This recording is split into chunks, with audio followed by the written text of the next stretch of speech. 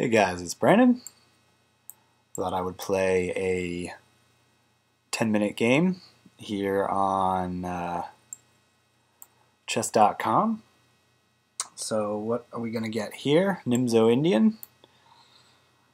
So my opponent is named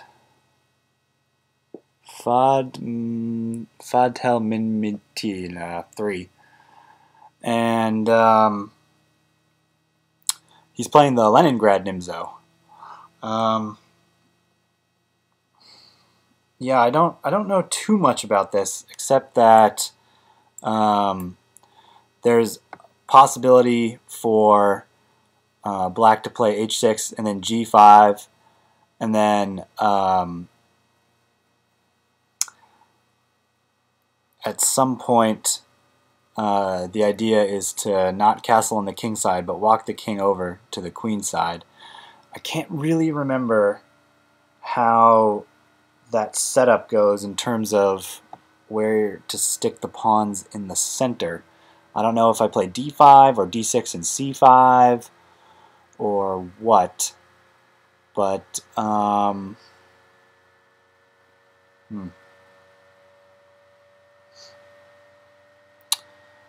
yeah, I don't know. Let's see, d6 and c5. I could play c5 now.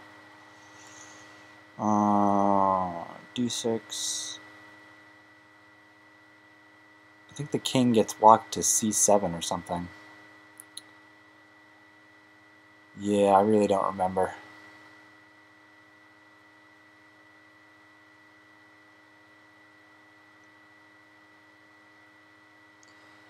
Yeah, it's too bad. I haven't looked at these lines recently, so I'm not exactly sure how to play it. Whatever. I have to do something, so I'm going to play c5.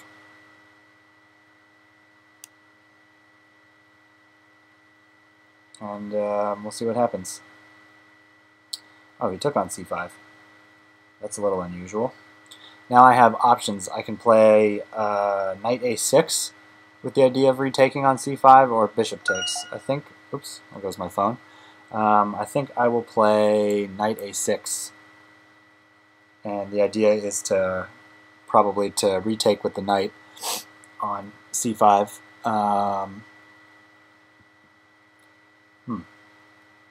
Queen d4. Oh, it's the idea to take the knight. I could play bishop takes c4 now, just winning a tempo on the queen. But my knight's not really doing much there. And if he takes on f6, I don't really mind. You know, if he wants to give me this double pawn, I have a nice center, and I don't think, and the bishop pair, and this is just obviously clearly better for me. I mean, it's not a huge advantage or anything, but it's definitely a pleasant position for me. How to develop? Oh, can I play knight to a4 here? Just putting pressure on the knight. How does he defend it? I guess he just moves the rook over, so maybe I'll just try to get this bishop out. Okay, so he castled queenside. Yeah, I think I'll just take now, give him these double pawns. These double pawns, as opposed to my double pawns, are definitely a weakness. My knight is now forever entombed on this c5 square, and I'll be able to develop pressure with the bishop on a6, and the rook's coming to the c file, so this position is already very, very nice for me. Bishop a6 is probably what I'm going to do here. Just get my last piece out. He's going to have to play like e3 to defend it. And knight e4 maybe is an idea, just attacking this pawn. Oh, knight e4 is forking two pawns. That's nice. So he's not going to be able to defend both of them. I'm threatening this pawn and the f2 pawn. I guess I could have played this move before, but I didn't see it. but I see it now, so let's go for it. He has to defend the f2 pawn, or I think would be the one he sort of probably has to defend. Yeah, I mean, this position is just a total mess for him. Rook to d4. Okay, knight takes f2, rook g1.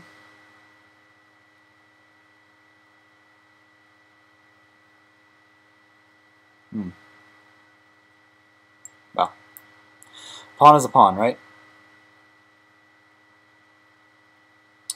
And what to do now? Should I just connect my rooks, maybe? Yeah, let's just connect the rooks.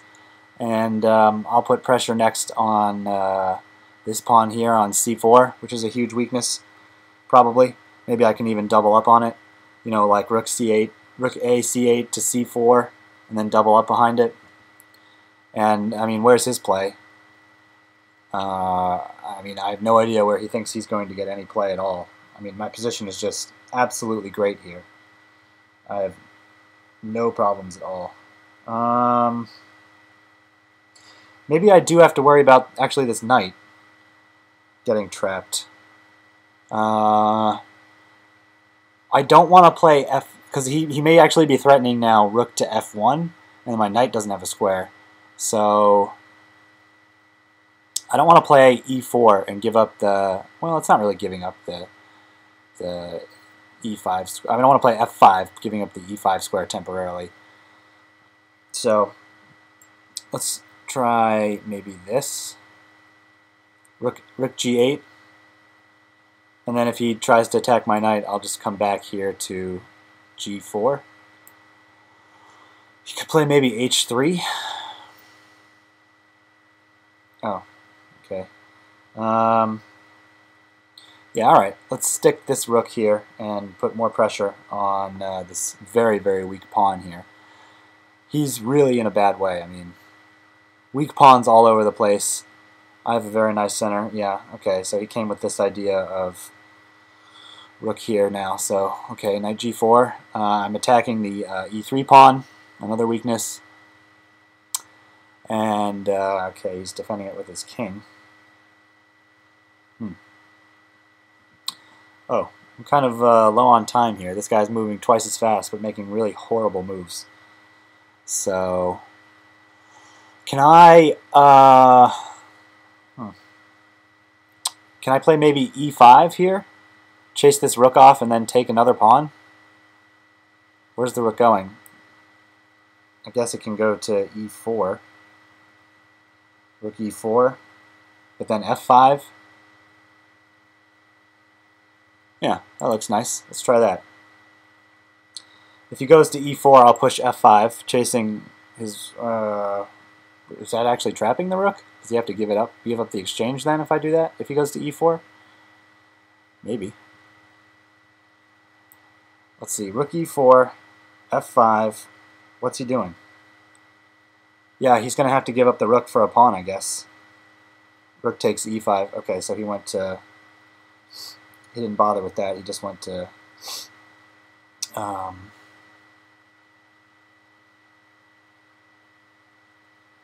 to d5. But what about now bishop b7? Where's the rook going? Back to d3? Bishop b7. Rook d3. And then actually that would run right into e4, a fork, winning a piece. So he can't go back to d3. So this rook is in trouble. He can come here to b5, I guess. I guess he has to go to b5. But then I can take on f3 and take on c4 if nothing else is working. Wow, he's just willing to give up the exchange here. Yeah, okay, I'll take it. It's not even a passed pawn he's getting. He's correcting his pawn weaknesses, that's true, but it's an exchange. I'm gonna just play h5 here. just to support the knight, so this rook is free to move, so he doesn't have any tactics with like moving this knight. And okay, he just decided to chase it anyway. Oh, good thing I did play that move, because this was my only free square. So now I have to come back to h6. Yeah, so he's blitzing the moves out here, trying to play on my time. But he's given me a pawn, so I'll just take it.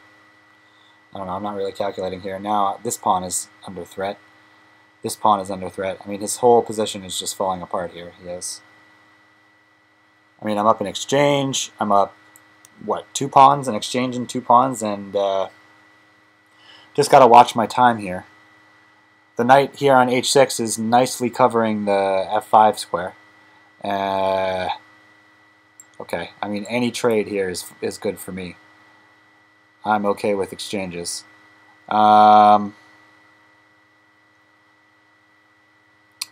I guess he can get the h-pawn now. But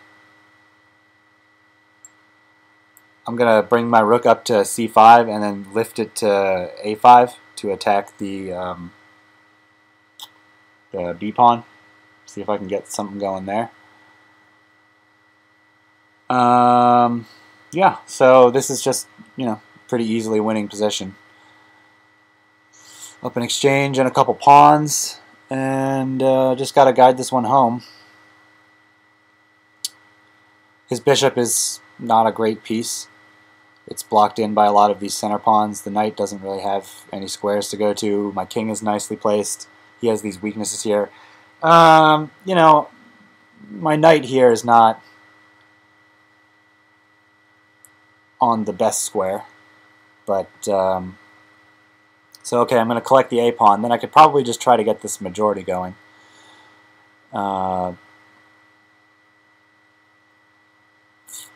Maybe he can play d6 check here. Okay, this move is okay with me, so I'll take that pawn. And I'm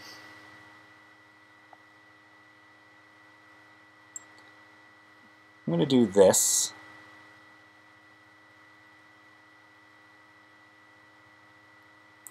Just to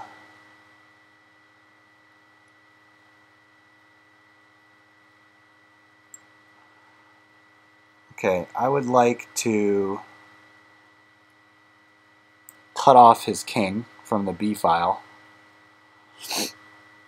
Now push the a pawn home, and these pieces over here on the queen side are actually, I should take that bishop. I'm an idiot. I don't know why I wasn't even thinking about taking this bishop, but I really should. Just so he doesn't have this pass pawn anymore, and then this knight is not going to be anywhere near stopping this pawn. So, alright, time to move the pawn. And the knight is covering the... okay, I don't care about that. And now I'll just defend this pawn, whatever. His bishop, he has to bring the bishop back here now, yeah. And now,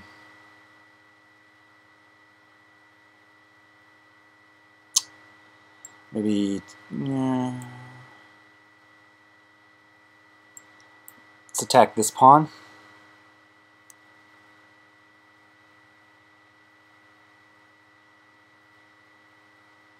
I gotta watch my time here. I just want to get rid of this pawn as a potential threat. All right, let's move the king in. Little bit here. I can also push. I also have the e pawn as a passed pawn. Yeah, I mean he can take the b pawn, but it's not going to really help him. So let's push this pawn. I'll just put, I mean, this is now, he's going to have to give up the bishop.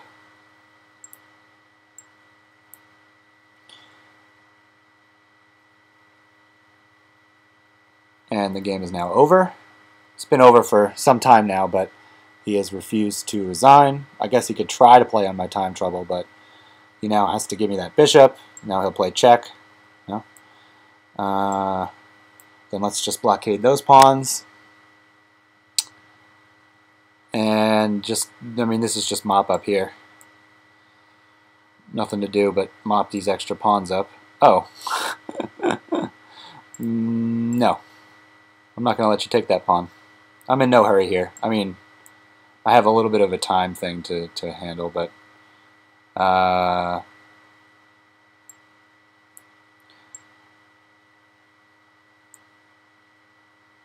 yeah, I mean, whatever. Whatever he's doing here is totally irrelevant. I'm just wondering if I should show my awesome rook technique, or yeah, whatever. I'll just try to I'll checkmate him with the rook and the king, just to show my technique. So we have to bring the king close to the corner. We want to get the rook on the third rank, if possible. There, yes. So the king is only going to have a certain number of squares to go to. And now he can only go to, well, I mean, he can go there, but we're just going to keep cutting him off. Did I do this wrong here? No. Check. And he goes down. And checkmate on the next move, because he only has h8. And then the rook delivers checkmate. And he resigned. Wow.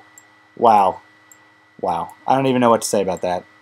Resigning when he's one move away from the checkmate, even though he walked the king around forever for a while there. So, all right. Well, let's just take a quick look at this game, I guess. Yeah, this was a Leningrad here. I think this giving up of the dark square bishop, it does double my f pawns, but this is a nice center for me, so I don't think that was a particularly helpful thing. But now I get the chance to double these pawns, and these are a real weakness for him. See, they're not in groups. These are two isolated double pawns. This is a pawn chain, and even though there's one double pawn, it controls the e5 square. It's an extra pawn towards the center. It's a nice strong formation in the center. These are isolated double pawns on the open c file, so makes it easy to attack. So yeah, then I guess I could have played this move knight e4 before, but I didn't see it. So attacking two pawns. So I took the f pawn.